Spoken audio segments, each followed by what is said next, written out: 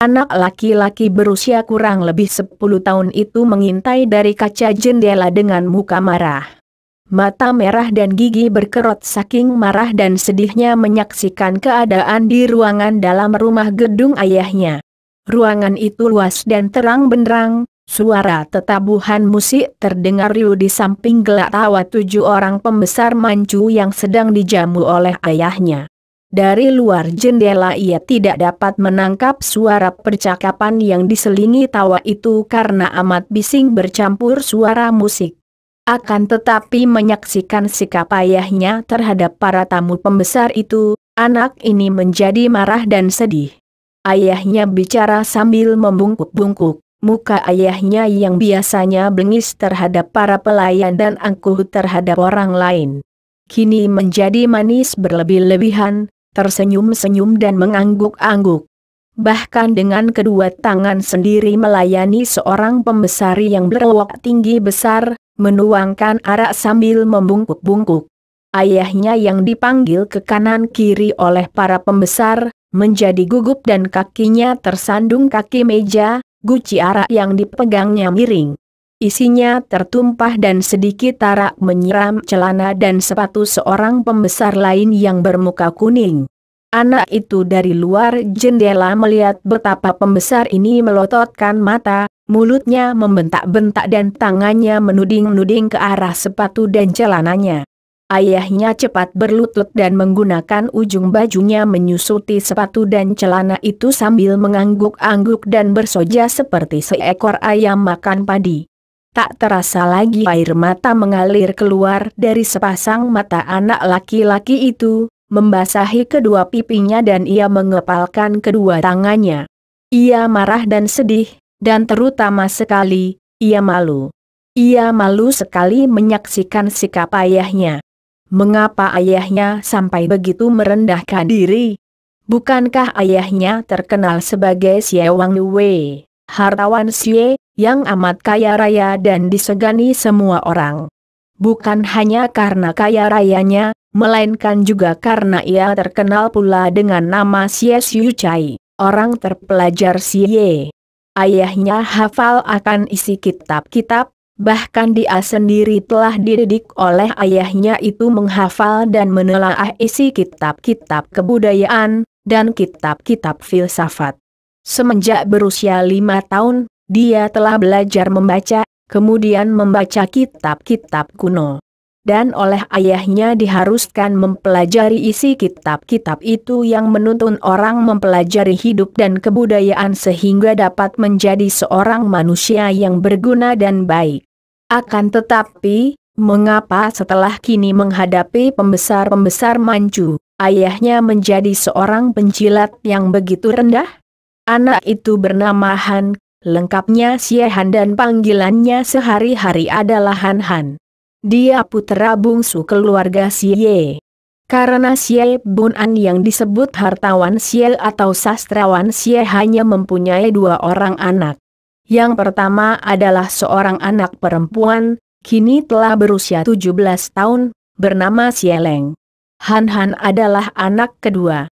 Pada saat itu, Han Han yang mengintai dari balik kaca jendela, melihat ayahnya sudah bangkit kembali, agaknya mendapat ampun dari pembesar muka kuning. Dan kini menghampiri pembesar berwok yang sudah setengah mabuk dan memanggilnya. Pembesar berwok itu berkata-kata kepada ayahnya dan ia melihat betapa ayahnya menjadi pucat sekali dan menggeleng-gelengkan kepala. Akan tetapi pembesar berwokan itu menggerakkan tangan kiri dan ayahnya terpelanting roboh. Han Han hampir menjerit. Ayahnya telah ditampar oleh pembesar berewok itu. Dan semua pelayan yang membantu melayani 7 orang pembesar itu berdiri dengan muka pucat dan tubuh menggigil.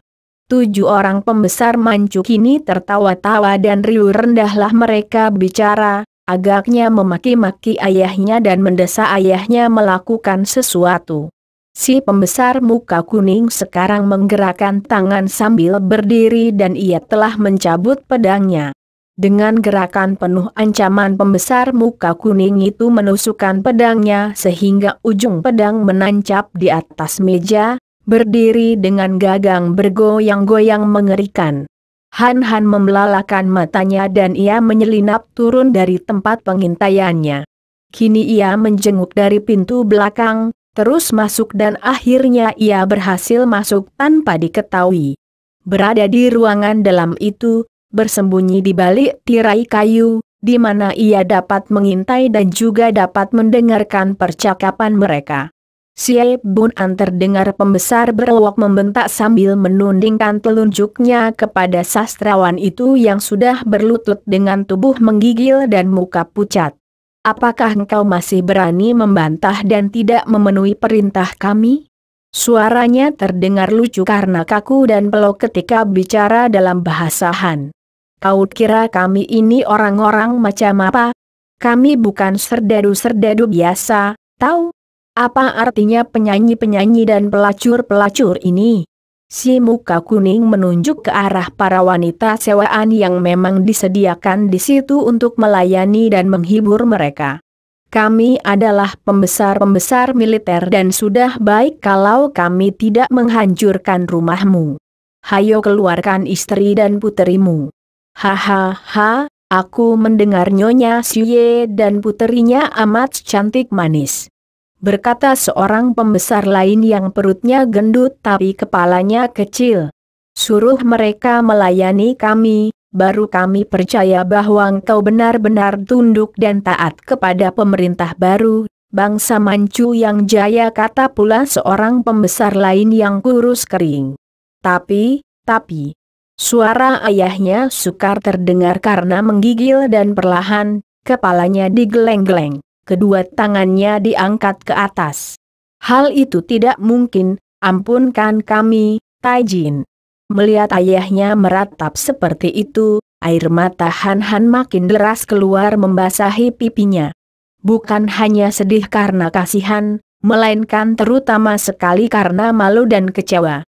Ia tahu banyak keluarga di kota itu yang pergi mengungsi sebelum kota itu terjatuh ke tangan bangsa Manchu. Mengungsi dan meninggalkan rumah serta hartanya. Akan tetapi ayahnya tidak mau meninggalkan kota, rupanya sayang kepada hartanya. Dan percaya bahwa kalau ia bersikap baik dan suka menyuap kepada bangsa Manchu, ia akan dapat hidup aman di situ. Kau membantah? Kalau begitu kau memberontak terhadap kami, iya? Hukumannya penggal kepala. Si perwira muka kuning bangkit dari kursinya, mencabut pedang yang menancap di atas meja dan mengangkat pedang itu, siap memenggal kepala Xie Bun An yang masih berlutut. Semua pelayan yang hadir, termasuk penabuh musik dan wanita-wanita sewaan, menjadi pucat dan mendekap mulut sendiri agar tidak menjerit. Han Han dari balik tirai memandang dengan mata melotot. Tahan! Terdengar jerit dari dalam dan muncullah Xie Hujin, Nyonya Xue, berlari dari dalam. Mohon para Taijin yang mulia sudi mengampuni suami hamba. Biarlah hamba melayani Taijin. 7 orang perwira Manchu itu menoleh dan berserilah wajah mereka. Perwira muka kuning menyeringai dan menyarungkan kembali pedangnya, kemudian sekali tangan kirinya bergerak. Ia telah menyambar pinggang Nyonya Xue dan dipeluk, terus dipangkunya sambil tertawa-tawa. Benar cantik, masih cantik, montok dan harum. Perwira muka kuning itu tidak segan-segan lalu mencium pipi dan bibir Nyonya itu yang saking kaget, takut dan malunya hanya terbelalak pucat. Memang Nyonya Xue adalah seorang wanita cantik. Biarpun usianya sudah 35 tahun, akan tetapi tubuhnya yang terawat baik itu masih padat, wajahnya yang memang jelita tampak lebih matang menggairahkan.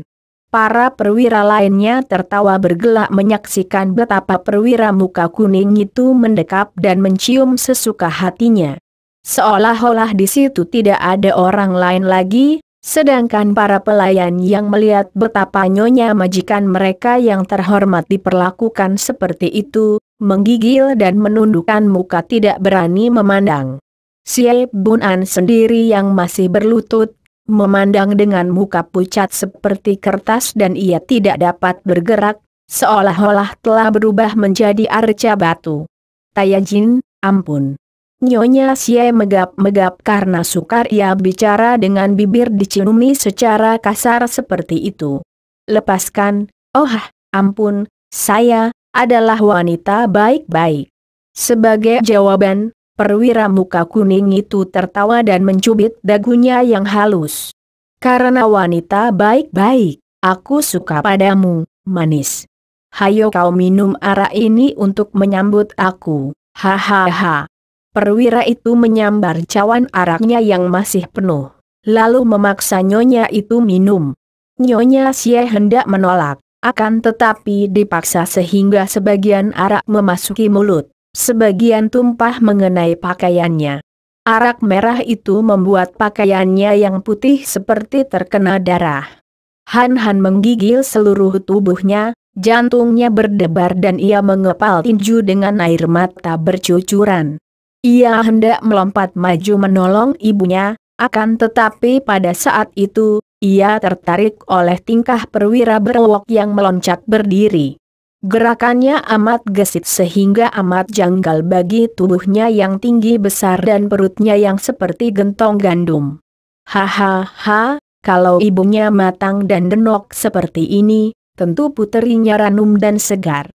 Cocok untukku, biar ku jemput dia. Sambil berkata demikian, perwira berwok itu sambil tertawa-tawa melangkah masuk melalui pintu dalam. Hahaha, baik sekali. Jemput dia, sorak perwira lain. Nyonya Xie meronta, akan tetapi perwira muka kuning mempererat pelukannya dan membungkam mulutnya dengan ciuman kasar. Han menggigil di tempatnya. Kakinya seperti terpaku dan dengan penuh perasaan jijik ia melihat betapa ayahnya kini bertutut sambil menangis. Alangkah lemahnya ayahnya itu. Mengapa ayahnya diam saja? Mengapa tidak lari mengejar perwira berwok atau menyerang perwira muka kuning?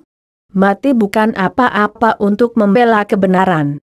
Bukankah demikian pelajaran dalam kitab? Dalam kitab tentang kegagahan seorang Eng Hiong disebut bahwa 1000 kali lebih berharga mati sebagai seorang terhormat daripada hidup sebagai seekor anjing penjilat. Dan ayahnya ternyata memilih hidup seperti anjing penjilat. Bukankah peribahasa mengatakan bahwa harimau mati meninggalkan kulit, manusia mati meninggalkan nama? Kulit harimau berharga, nama pun harus berharga. Akan tetapi ayahnya memilih hidup sebagai tikus yang tidak ada harganya sama sekali.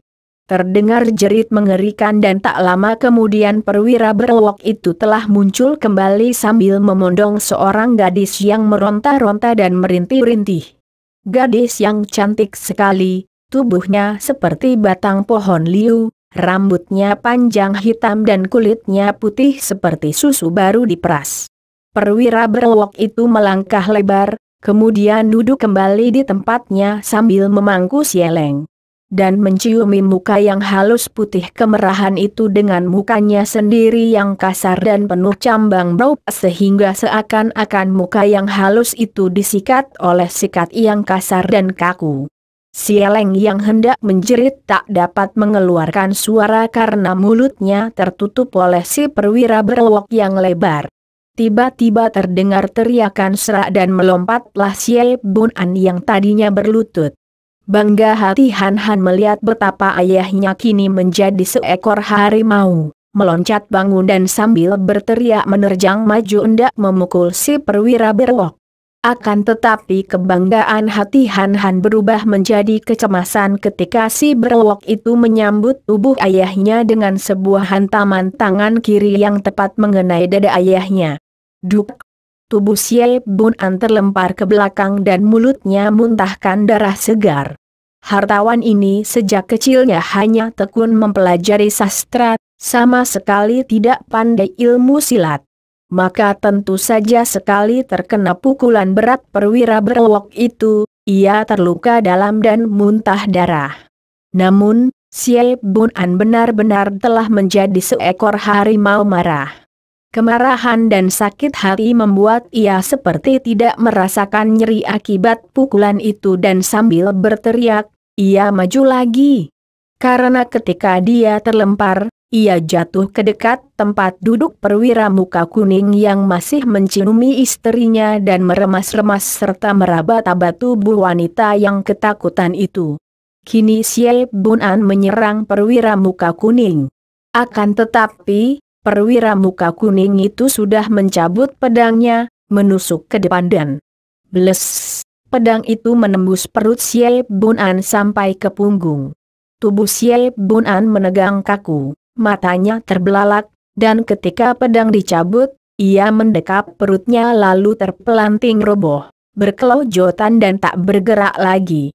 Lantai di bawahnya merah oleh genangan darahnya yang masih mengucur keluar dari perut dan punggung.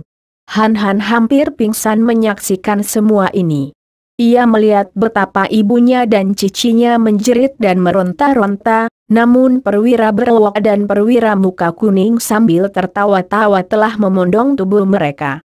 Bangun berdiri dan si berwok berkata dengan suara memerintah kepada 5 orang perwira lain yang masih duduk. Rumah ini boleh dibersihkan, suruh anak buah masuk membantu. Setelah berkata demikian, si berwok memondong tubuh Sieleng masuk ke dalam ruangan belakang, diikuti oleh si muka kuning yang memondong nyonya Xie. 2 orang wanita ini menjerit-jerit akan tetapi segera dibungkam oleh ciuman-ciuman. Adapun 5 orang perwira itu bersorak dan berpestalah mereka. Pesta yang amat liar karena sambil berteriak memanggil pasukan yang menjaga di luar, mereka ini meraih para wanita sewaan dan berpesta mabuk-mabukan. Mayat Xie Bunan masih menggeletak di situ, tidak ada yang berani merawatnya. Dengan tubuh menggigil saking marah dan dukanya, Han Han menyelinap ke belakang dan memasuki rumah melalui pintu belakang. Ia sudah mengambil keputusan nekat untuk mati bersama ayah dan ibunya. Ia harus menolong ibunya, menolong cicinya. Tanpa mengenal takut lagi anak ini berlari-lari menuju ke kamar ibunya. Akan tetapi sebelum ia memasuki kamar ibunya yang sunyi saja, tiba-tiba ia mendengar jerit cicinya di kamar sebelah, yaitu kamar cicinya. Cepat ia mendorong pintu kamar itu dan apa yang disaksikannya membuat darahnya mendidih. Cicinya menjerit-jerit dan berusaha melawan perwira mancu berwok yang hendak memperkosanya, akan tetapi kembali jeritnya lenyap ke dalam mulut si perwira. Pakaian gadis yang bernasib malang itu robek semua dan ia sama sekali tidak berdaya menandingi kekuatan si perwira berwok yang terengah-engah dan terkekeh-kekeh. Agaknya makin hebat nona itu meronta dan melawan, makin senanglah hatinya. Dalam pandangan Han Han, ia seolah-olah melihat seekor kucing besar yang mempermainkan seekor tikus kecil sebelum ditelannya. Ia sudah melangkah maju dengan tangan terkepal, hendak nekat menubruk dan memukul punggung si berwok ketika tiba-tiba terdengar suara ibunya. "Leng Ji, anak Leng, anakku." Suara ini terdengarnya demikian memilukan sehingga Han Han mengurungkan niatnya menolong cicinya, atau terlupa karena seluruh perhatiannya kini tertuju kepada ibunya. Agaknya Nyonya Xie yang sudah hampir pingsan karena teringat kepada suaminya dan kini pun tidak berdaya menghadapi rangsangan si perwira muka kuning. Ketika mendengar jerit Sieleng, timbul kekuatannya dan meronta sambil memanggil anaknya. Ia berhasil melepaskan diri daripada cengkeraman kedua tangan perwira muka kuning dan dengan pakaian hampir telanjang ia lari ke pintu. Namun sekali melompat, perwira muka kuning telah menangkapnya kembali dan melemparkannya ke atas pembaringan sambil tertawa. "Heheh, biarkanlah puterimu sedang bersenang-senang dengan kawanku. Mari kini bersenang-senang di sini, manis." Hehehe. Kembali ia menubruk nyonya itu dan pada saat itulah Han Han mendorong pintu kamar ibunya dan meloncat masuk. Melihat keadaan ibunya, ia berteriak nyaring dan menerjang maju, memukuli punggung perwira muka kuning, menjambak rambutnya, membetot-betotnya agar melepaskan ibunya. "Ah, bocah setan. Mau apa kau?" Perwira itu menoleh, tanpa menghentikan usahanya menggelut Nyonya Siye.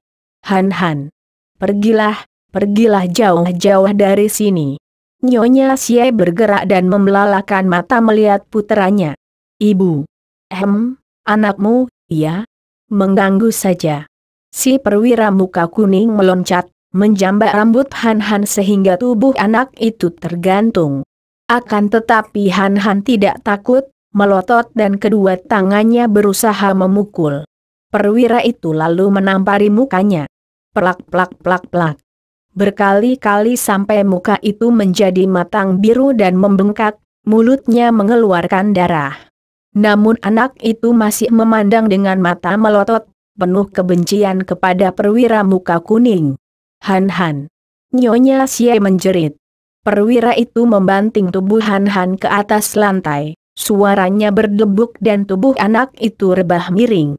Akan tetapi Han masih bergerak hendak bangun. Sebuah tendangan mengenai tengkuknya, membuat kepalanya nanar dan berkunang. Kemudian kembali kaki perwira itu menendang, keras sekali mengenai dadanya. Tubuh anak itu terlempar membentur dinding. Kepalanya terbanting pada dinding, napasnya sesak dan anak itu roboh tak sadarkan diri. Mukanya membengkak dan matang biru sehingga matanya tidak tampak, mulutnya mengeluarkan darah, demikian pula hidungnya. Han. Namun jerit Nyonya Siye ini lenyap dalam suara gaduh di seluruh rumah itu. Di mana para serdadu Manchu mulai merampoki barang-barang berharga, dan lapat-lapat terdengar jerit tertahan sieleng diselingi suara ketawa yang parau dari perwira berwok dan suara kekeh menjijikan dari perwira muka kuning. Malam yang amat mengerikan. Malam terkutuk bagi keluarga Siye. Malam jahanam di mana terjadi perbuatan-perbuatan terkutuk yang sudah terlampau sering terjadi di dalam zaman perang. Pembunuhan, perkosaan, perampokan. Perbuatan-perbuatan yang tidak sepatutnya dilakukan manusia-manusia beradab. Malam penuh noda, darah membanjir dan iblis tertawa gembira karena malam-malam jahanam seperti itu adalah malam-malam kemenangan baginya. Han tersadar di tengah-tengah suara hiruk-pikuk. Ia segera teringat dan cepat bangkit. Akan tetapi ia mengeluh, kepalanya nyeri bukan main, berdenyut-denyut keras, kiut-miut rasanya seperti akan pecah, dadanya pun nyeri dan napasnya sesak. Ia tentu akan roboh kembali kalau saja tidak melihat ibunya. Ibunya menggeletak di lantai tidak berpakaian lagi. Tubuhnya yang berkulit putih itu berlepotan darah dan darah tergenang di bawahnya. Mengalir ke bagian yang rendah dari lantai kamar itu. Leher ibunya terluka besar sekali, hampir putus sehingga kepala itu letaknya terlalu miring sehingga aneh kelihatannya. "Ibu." Han belum sadar betul akan keadaan ibunya, terhuyung-huyung menghampiri dan hendak mengangkat tubuh ibunya. Akan tetapi matanya terbelalak memandang leher yang hampir putus, mata yang terbuka, mata yang tidak bersinar lagi. Oh, ibu Han menjerit dan tergelimpang roboh di dekat mayat ibunya, pingsan kembali. Rumah gedung keluarga Siye yang telah dirampok habis-habisan itu kini dimakan api.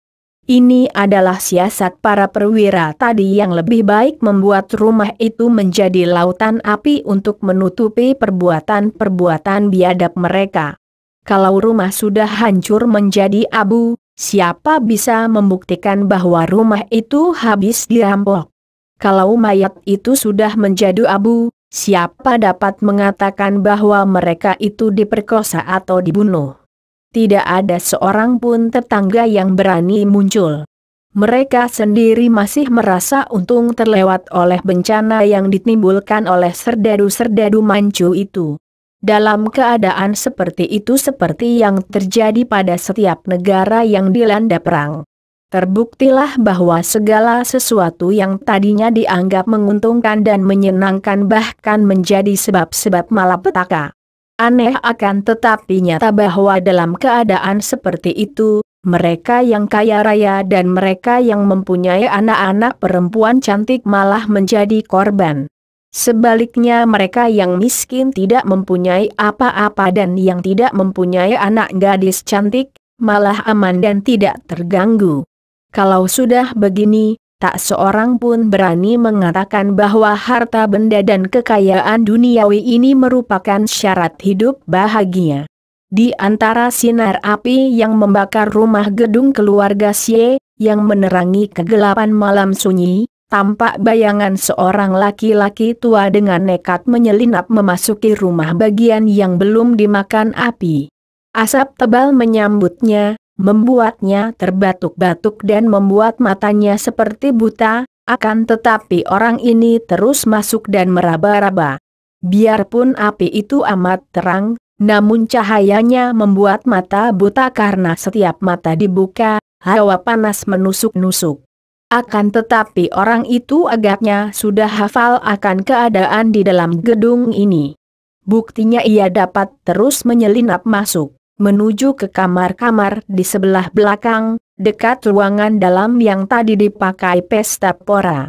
Di mana kini menggeletak mayat Xie Bunan dan 3 orang pelayan pria yang juga dibunuh oleh serdadu-serdadu Manchu itu.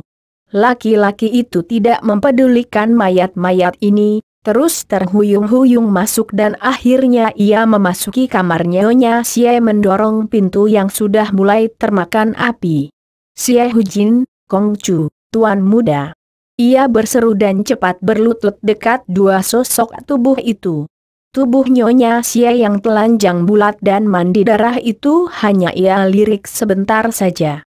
Akan tetapi ketika ia meraba tubuh Xie Han yang belum mati, cepat ia mendukung tubuh anak itu dan hendak dibawanya keluar kamar. Akan tetapi pintu kamar itu kini sudah terbakar semua, bahkan mulai runtuh dan atap pun sudah terjilat api. Laki-laki itu kebingungan lalu menuju ke jendela kamar. Didorongnya jendela itu dengan baunya, dan asap bercampur api menjilat masuk. Ia tidak peduli akan hawa panas yang menyesak dada, terus saja ia menerobos keluar melalui jendela dan setibanya di luar jendela, sebagian atap yang terbakar menimpanya. Orang itu mendekap tubuh Han Han dan kayu yang membara menimpa kepala dan pundaknya. Rasa nyeri dan panas menyengat tubuhnya, membuatnya hampir roboh. Akan tetapi ia hanya jatuh berlutut saja, cepat bangkit kembali dan terhuyung-huyung mencari jalan keluar. Beberapa kali ia menerjang lautan api, rambutnya sudah terbakar habis. Juga kumis, jenggot dan alisnya, mukanya, sudah hangus dan melepuh. Pakaiannya setengah telanjang dan hangus, tubuhnya melepuh semua dan napasnya terengah-engah. Akan tetapi akhirnya ia berhasil keluar dari lautan api dan terhuyung-huyung memasuki taman yang gelap. Sinar api hanya menyinar melalui celah-celah pohon kembang dan di tempat inilah laki-laki itu terguling roboh. Tubuh Han Han terlepas dari dukungannya dan terbanting pula ke atas tanah yang bertilam rumput hijau basah dan segar. "Ibu." Han Han siuman kembali dan pertama-tama yang teringat olehnya adalah ibunya. Akan tetapi sinar merah dan suara berkerotokan rumah terbakar itu menyadarkannya dan ia cepat bangkit duduk menoleh ke arah rumah keluarganya yang terbakar. "Ibu." "Aagah. Kongcu. Ibumu sudah tewas." Han Han bangkit dan terhuyung-huyung menghampiri orang yang gabah tak jauh dari situ. Ia berlutut dan hampir tak dapat mengenal wajah yang sudah melepuh, kepala yang gundul dan tubuh yang hangus itu. Akan tetapi sinar api kadang-kadang menjilat sampai ke situ dan ia dapat mengenal bentuk muka ini. Asam. Ia memeluk. Anak ini amat cerdik dan kuat ingatan. Tadi ia berada di kamar ibunya, sekarang berada di taman dan asam luka-luka terbakar. Segera ia dapat menarik kesimpulan bahwa pelayannya yang setia inilah yang menolongnya keluar dari rumahnya yang terbakar. Ia teringat ayahnya yang sudah tewas pula, dan teringat cicinya di kamar sebelah. Cicileng. Dibawa pergi, anjing-anjing Manchu, kau pergilah, Kongcu. Pergilah jauh-jauh, menyamar sebagai pengemis, jangan berada di kota ini, aku, Aurugah. Asam, pelayan tua yang amat setia dari keluarga Xie, yang selalu menjadi teman bermain Han semenjak ia dapat berjalan, menjadi lemas. Asam. Namun orang itu tidak menyahut, dan tidak akan dapat menjawab lagi karena ia telah mati. Mati sebagai seorang yang setia dan karenanya mati sebagai seekor harimau. Han duduk melamun. Ia tidak menangis. Tidak dapat menangis lagi. Dan ia merasa seolah-olah ada sesuatu yang mendorongnya untuk berpikir, untuk berbuat dan menggunakan akalnya. Matanya melirik ke kanan kiri seperti mata seekor anjing yang dikurung dan mencari kesempatan untuk keluar. Mata yang cerdik sekali. Terjadi pada diri Han yang tidak ia sadari sendiri. Ketika tadi ia dibanting lalu ditendang, kepalanya terbanting menumbuk dinding dan getaran bantingan inilah yang agaknya mengubah keadaan pikirannya. Mendatangkan ketabahan luar biasa, kecerdikan yang aneh, dan membuat ia tidak dapat susah lagi. Biarpun kini menghadapi kematian ayah bundanya, dan kehilangan cicinya, yang berarti bahwa seluruh keluarganya hancur, ia sama sekali tidak merasa susah. Yang ada hanya bayangan 7 orang perwira, terutama sekali wajah dan bentuk tubuh perwira berwak dan perwira muka kuning, seperti terukir di benaknya, takkan terlupakan lagi olehnya. Dari peristiwa terkutuk dan malam jahanam itu, terciptalah seorang yang aneh. Dan orang yang melihatnya tentu akan mengira bahwa Han telah menjadi gila oleh peristiwa mengerikan itu. Ketika anak itu akhirnya membungkuk, mencium dahi gosong bekas pelayannya, kemudian bangkit berdiri dan terhuyung-huyung meninggalkan taman. Memasuki bagian-bagian yang gelap, orang yang melihatnya tentu akan merasa kasihan sekali. Akan tetapi orang itu akan tercengang kalau saja dapat melihat betapa mata itu berkilat-kilat, betapa mulut yang masih bengkak itu tersenyum aneh. Bocah ini hanya berhenti sebentar untuk merobek sebagian dari pakaiannya, mengotori tubuhnya dengan abu, membuang sepatunya kemudian menyelinap sampai keluar dari kota. Peristiwa terkutuk itu terjadi di kota Kamci ketika pasukan-pasukan Manchu memperluas wilayahnya dan menyerbu ke jurusan selatan, yaitu pada tahun 1645 dan merampas kota Nanking. Dan tidak hanya terjadi di Kamci saja, melainkan di setiap kota dan dusun selalu terjadilah pembunuhan-pembunuhan, perkosaan-perkosaan, penculikan dan perampokan yang keji. Memang demikianlah sifat kekejian yang ditimbulkan oleh perang, di bagian mana saja di dunia ini, semenjak masa dahulu sampai sekarang. Gelombang bangsa Manchu ini dimulai ketika di antara bangsa dari utara ini muncul seorang tokoh besar yang menjadi raja mereka, yaitu Raja Urhacu, tahun 1616, yang menamakan diri sendiri kaisar dan mendirikan wangsa atau kerajaan Cheng.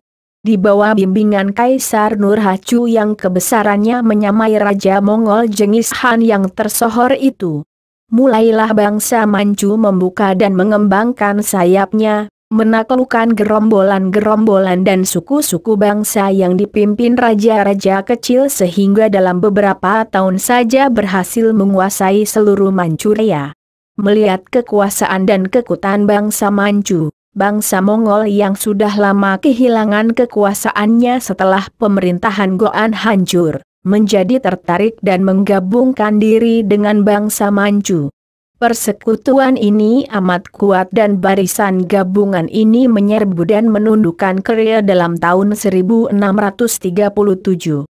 Kemudian pasukan Manchu yang diperkuat dengan pasukan Mongol dan pasukan taklukan dari Korea, di bawah pimpinan Kaisar Abahai yang menggantikan Kaisar Nurhacu, 1626-1646, menyerbu terus ke Santung. berhasil menundukkan provinsi ini dan menghancurkan bala tentara Beng, lalu terus menyerbu ke arah ibu kotanya, yaitu Peking. Namun penyerbuan ini tertunda karena Kaisar Abahe meninggal. Karena putra mahkota masih sangat muda, maka kekuasaan dipegang oleh Pangeran Jorgan, saudara mendiang Kaisar Abahe. Pangeran Jorgan adalah seorang ahli perang yang ulung.